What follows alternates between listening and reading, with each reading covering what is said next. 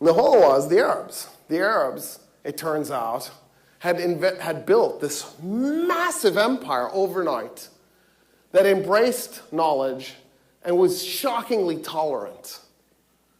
It was similar to the Persian Empire.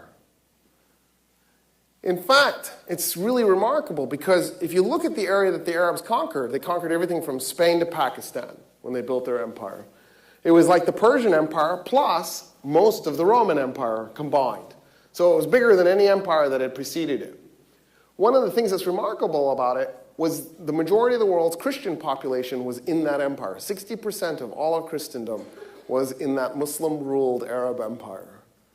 In its first couple of centuries, there were almost no Muslims in the Arab Empire. They were the rulers, but they were like 5% of the population because they didn't force anybody to convert. So not only did they end up with the majority of the Christian population of Earth, but they were majority Christian also. And it was okay. They were tolerated. That Christian population was tolerated and integrated into their society because they were a tolerant empire. Now, what's remarkable about this is they began to advance human knowledge. The lens, invented by Ibn al-Haytham, the same guy who invented the camera. He's also the guy who realized that light traveled at a finite speed in waves and could be broken down into its constituent colors, and that all objects in the universe exert gravity on each other. He also invented the world's first ever scientific method. He stated Newton's first law of motion 600 years before Newton, dabbled in calculus 600 years before Leibniz and Newton, stated Kepler's first law of planetary motion 500 years before Kepler. There was Ibn Sina, the guy who invented modern medicine. He's also the guy who came up with the idea of singularities. He effectively postulated Big Bang. He's the guy who kicked off phenomenology that Husserl and Heidegger will later on take on and develop further. Right? There was this huge blossoming of scientific and philosophical knowledge in that time period. Ibn Khaldun, the father of political science, the father of history, the father of sociology. The Arabs invented literary studies where you would look at literary sources for the purposes of trying to figure out what the truth was, for the purpose of trying to understand. In other words, the English departments all owe their existence to these guys.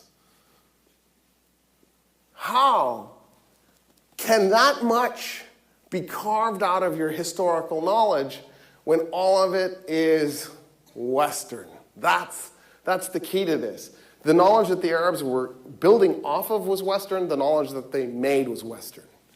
And the answer is that what we did was we intentionally created this East-West paradigm to divorce the Arabs and the Persians from the rest of the West. That this was an intentional thing. You can't jettison these guys. They're too much of our foundational understanding of the universe.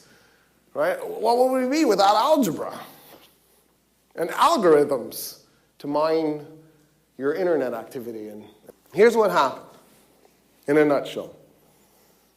Europe had gone through a phase of massive intolerance under the leadership of the Romans, especially epitomized by Emperor Theodosius I.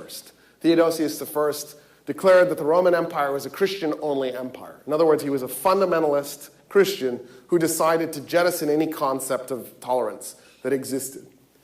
In the process, he set into motion this idea that it was Christianity versus the rest of the world. Now, the Romans had already had enormous trouble with the Jewish population, right? And they ultimately burnt or destroyed the Second Temple of Solomon in the process. But for that matter, the Romans had had trouble with the Christian population. We all know about Romans feeding Christians to the lions. But Rome is now converted to Christianity. And now they've taken all that intolerance that they had been directing towards Christianity, and now they're directing it towards everybody else. Islam is born shortly afterwards, born in the early 600s. So there's about 2 centuries later, Islam comes into being. And so all of that religious intolerance that had been brewing in the Roman Empire gets focused on Muslims at a time when the Muslims are conquering whole swaths of the Roman Empire. And so the Roman Empire sees itself as the victim of these people.